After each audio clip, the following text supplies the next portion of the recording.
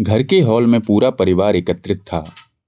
सरोज देवी नाराज होकर कुर्सी पर बैठी हुई थीं और अपनी बहू अनन्या से सवाल जवाब कर रही थीं। उनके चेहरे पर गुस्सा साफ झलक रहा था और आवाज में तल्खी थी। इसी दौरान अनन्या ने हिम्मत जुटाकर उन्हें जवाब देते हुए कहा, मम्मी जी, जब आप मेरे पीछे से मेरी अलमारी चेक कर ही चुकी हैं तो फिर आप मुझसे यह क्यों पूछ रही हैं कि मेरे पास यह सामान है या नहीं। अनन्या की बात सुनकर सरोज देवी पहले तो सन्न रह गईं, फिर झल्लाते हुए बोली, अच्छा, तो अब तुम मुझ पर यह इल्जाम लगा रही हो कि मैं तुम्हारे कमरे में जाकर तुम्हारे पीठ पीछे तुम्हारी चीजें जांचती हूँ। अरे मुझे क्या पड़ी है यह सब करने की, मेरी ऐसी कोई आदत नहीं है। अनन्या ने तुरंत सवाल दाग दिया, तो फिर आपको कैसे पता चला कि मेरी अलमारी में यह सब सामान रखा हुआ था? किसने बताया आपको? मैंने तो अभी तक किसी को कुछ नहीं बताया कि मेरी अलमारी में पिंक कलर की बंदेज की साड़ी रखी है। हॉल में अचानक खामोशी पसर गई। इस सवाल से तो खुद सरोज देवी घबरा गई। उनके मुंह से एक शब्द नहीं निकल रहा था। ऐसा लग रहा था जैसे उनकी चोरी पकड़ी गई हो। घर के सभी लोग हैरानी से उन्हें देखने लगे। तभी बेटे आदित्य ने आगे बढ़कर कहा, माँ, आपको कैसे पता चला कि अनन्या के पास पिंक कलर की बंदेज की साड़ी है? मैं तो वह साड़ी कल रात ही अनन्या को लाकर दिया था। सुबह अनन्या आपके मंदिर से आने से पहले ही ऑफिस चली गई थी। इस बारे में घर में किसी से कोई बात ही नहीं हुई थी। यहां तक कि मैंने भी किसी से कुछ नहीं कहा। आदित्य का सवाल सुनकर सरोज देवी से कुछ बोला ही नहीं जा रहा था। तभी उनके पति मोहन जी बोले, अरे अब कुछ बोलोगी भी या यूं ही खड़ी रहोगी? तुम्हें कैसे पता कि बहू की अलमारी में क्या सामान रखा है? क्या तुमने उसकी अलमारी खोली थी? अनन्या ने आगे बढ़कर कहा, पापा जी, मम्मी जी मेरे ऑफिस जाने के बाद मेरे कमरे को चेक करती हैं, फिर मुझसे पूछती हैं कि मेरे पास यह सामान है या नहीं। अगर मैं मना कर देती हूँ कि मेरे पास नहीं है तो 2 दिन तक मुझसे मुंह फुलाकर बैठी रहती हैं। बात बात पर गुस्सा करती हैं। यह सुनकर पहले तो सरोज देवी नजरें चुराने लगीं, फिर खुद को सही ठहराते हुए बोली, तो और क्या करूं मैं? मेरे ही घर में कोई नया सामान आ रहा है और मुझे ही पता नहीं चलता। कम से कम घर के बड़ों को तो यह पता होना चाहिए कि घर में क्या आ रहा है। फिर उन्होंने ताना मारते हुए कहा, अब देखो ना, हमारे घर में तो सूट तक नहीं पहने जाते, लेकिन हमारी बहू इतनी बड़ी छुपी रुस्तम है कि अपने कमरे में नाइटी पहनती है और इतनी चालाक है कि उसे धोकर भी अपने कमरे में ही सुखाती है ताकि हमें पता ही ना चले। मोहन जी ने सख्त आवाज में कहा, बस करो, तुम क्या बोले जा रही हो? जो भी करती है अपने कमरे में करती है, तुम्हें उससे क्या परेशानी है? तुम्हारे सामने तो वह ऐसा कुछ नहीं करती। सरोज देवी झुंझलाकर बोली, क्यों परेशानी नहीं होगी मुझे? खुद तो यह सब छुप छुप कर करती है और मेरे बेटे को भी अपने जैसा बना लिया है। अब वह भी मुझे नहीं बताता कि वह क्या लेकर आ रहा है। यह सुनकर आदित्य भी हैरान रह गया। उसने अनन्या की तरफ देखा और शर्मिंदा होकर अपनी नजरें झुका लीं। धीमे स्वर में बस इतना कहा, माँ, अब मैं शादीशुदा हूँ, क्या मैं आपको अपने कमरे की बातें भी आकर बताऊं क्या? यह कहकर वह चुपचाप अपने कमरे में चला गया। मोहन जी गुस्से में बोले, मुझे तुमसे यह उम्मीद नहीं थी, शर्म आनी चाहिए तुम्हें। अपनी ही बहू के कमरे को उसकी गैर मौजूदगी में चेक करना, यह कितनी घटिया सोच है। यह कहकर मोहन जी बाहर चले गए, लेकिन सरोज देवी को अपनी गलती का एहसास नहीं था। वह मुंह फुलाकर अनन्या से बोली, अब तो सुकून मिल गया होगा ना तुम्हें? घर में कलेश कर दिया।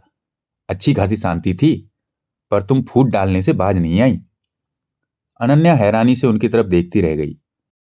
सरोज देवी अपनी जिद पर अड़ी हुई अपने कमरे में पटखनी मारते हुए चली गई। अनन्या की शादी को 2 साल हो चुके थे, लेकिन इन 2 सालों में वह कई बार नोटिस कर चुकी थी कि वह अपनी अलमारी में सामान जैसा छोड़कर जाती वैसा कभी नहीं मिलता था। सामान ऊपर नीचे हुआ होता था। कई बार तो रखा हुआ सामान अपनी जगह पर होता ही नहीं था। शुरुआत में वह यह सोचकर चुप रह जाती थी कि शायद जल्दी से उसने खुद ही ऐसा छोड़ दिया होगा, लेकिन बाद में सरोज देवी के सवाल सुनकर उसे अजीब लगने लगा। पहली राखी पर जब अनन्या अपने मायके से लौटकर आई थी, उस समय सरोज देवी मायके गई हुई थी। अनन्या ने अपनी साड़ियां और गिफ्ट अलमारी में रख दिए थे। उसकी माँ ने उसे बेंटेक्स की चूड़ियां दी थीं, जो उसने अलमारी में रख दी थीं। जब सरोज देवी वापस आईं, अनन्या ने साड़ियां तो उन्हें दिखा दी, लेकिन चूड़ियां नहीं दिखाई थीं।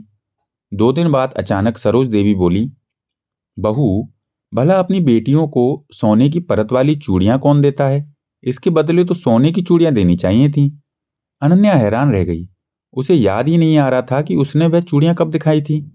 धीरे धीरे उसका शक यकीन में बदलने लगा। एक दिन ऑफिस से लौटने पर सरोज देवी नाराज बैठी थी। उन्होंने पूछा, बहू, तुम नाइटी कब खरीद लाई? अनन्या सन्न रह गई। उसे अच्छी तरह याद था कि उस दिन उसने नाइटी धोई ही नहीं थी। यहीं से सब साफ हो गया। अगले दिन मोहन जी ने अनन्या को ताला और चाबी देते हुए कहा, बहू, कल से तुम ऑफिस जाओ तो अपनी अलमारी में ताला लगाकर जाया करो। मैं नहीं चाहता कि इस घर में जो हुआ वह दोबारा हो। इसके बाद अनन्या ने अलमारी पर ताला लगाना शुरू कर दिया। घर वही था, लोग वही थे, लेकिन हवा में एक अजीब सी खामोशी थी। धीरे धीरे सरोज देवी को एहसास होने लगा कि जिस अधिकार के नाम पर वह सब करती थीं, वही रिश्तों को तोड़ रहा था। एक रात उन्हें अपनी नई नई शादी के दिन याद आए, जब उनकी सास भी इसी तरह हर बात पर निगरानी रखती थी। अगली सुबह सरोज देवी पहली बार खुद अनन्या के कमरे के बाहर रुकी। धीमी आवाज में बोली, बहू, अगर कभी मैंने तुम्हें बुरा महसूस कराया हो तो माफ कर देना। अनन्या ने शांत स्वर में कहा, मम्मी जी, मुझे सिर्फ भरोसा चाहिए था। सरोज देवी की आंखों से आंसू बह निकले। उन्हें समझ आ गया कि ताला अलमारी पर नहीं, रिश्तों पर लगता है। उस दिन के बाद घर में फिर से सुकून लौटने लगा, क्योंकि सुकून ताले से नहीं, भरोसे से आता है। सरोज देवी की माफी के बाद घर में जैसे एक नई शुरुआत हुई। अनन्या ने अलमारी पर ताला लगाना बंद तो नहीं किया, लेकिन अब वह ताला उसे बोझ नहीं लगता था। आदित्य भी पहले से ज्यादा शांत और जिम्मेदार हो गया था। कुछ दिन सब सामान्य रहा। सरोज देवी अब सवाल पूछने से पहले रुकती, किसी चीज को छूने से पहले पूछ लेती। अनन्या को लगा कि शायद वाकई सब बदल गया है, लेकिन इंसान का स्वभाव बदलना इतना आसान भी नहीं होता। एक शाम अनन्या ऑफिस से लौटी तो देखा सरोज देवी बहुत परेशान थी। बार बार अपने कमरे में जाती, फिर पूजा घर में बैठकर रोने लगती। अनन्या ने हिम्मत करके पूछा, मम्मी जी, सब ठीक तो है? सरोज देवी ने पहले कुछ नहीं कहा, फिर टूटे स्वर में बोली, बहू, मैंने तुमसे माफी तो मांग ली, लेकिन सच यह है कि मेरे मन का डर अभी गया नहीं है। अनन्या चुप रही। सरोज देवी आगे बोली, मुझे डर लगता है कि कहीं मेरा बेटा मुझसे दूर ना हो जाए। पहले सब कुछ मेरे हाथ में था, घर, बेटे की जिंदगी, हर फैसला, और अब मैं सिर्फ देखती रह जाती हूँ। यही पहली बार अनन्या को समझ आया कि अलमारी में झांकना सिर्फ शक नहीं, असुरक्षा थी। लेकिन असली मोड़ तो अभी आना बाकी था। एक दिन आदित्य अचानक ऑफिस से जल्दी घर आ गया। उसने देखा सरोज देवी अनन्या के कमरे के बाहर खड़ी थी। हाथ में वही पुरानी मास्टर चाबी थी जो कभी पूरे घर की अलमारियां खोलती थी। आदित्य चौंक गया। माँ? सरोज देवी घबरा गई, हाथ कांपने लगा, चाबी जमीन पर गिर पड़ी। कुछ पल की चुप्पी के बाद वह फूट फूट कर रो पड़ी। मुझसे नहीं हो पा रहा बेटा, मैं कोशिश कर रही हूं, लेकिन डर जीत जाता है।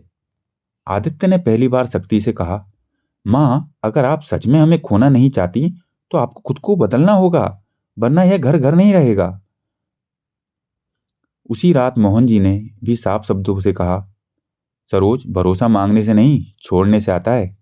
अगले दिन कुछ ऐसा हुआ जिसने सबको हिला दिया।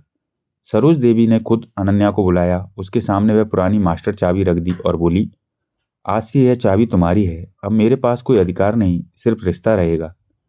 अनन्या की आंखें भर आईं। उसने चाबी उठाकर वापस सरोज देवी के हाथ में रख दी। मम्मी जी, अब इसकी जरूरत नहीं, क्योंकि अब मुझे भरोसा है। सरोज देवी उस दिन समझ गईं, जब ताले की जरूरत खत्म हो जाए तभी रिश्ता सच में सुरक्षित होता है। उस रात सरोज देवी बहुत हल्की नींद सोई, लेकिन पहली बार बिना डर के। और अनन्या ने भी महसूस किया, कभी कभी रिश्ते बचाने के लिए लड़ना नहीं, समझना पड़ता है। तो धन्यवाद दोस्तों, आपको कहानी कैसी लगी कमेंट्स करके ज़रूर बताइएगा।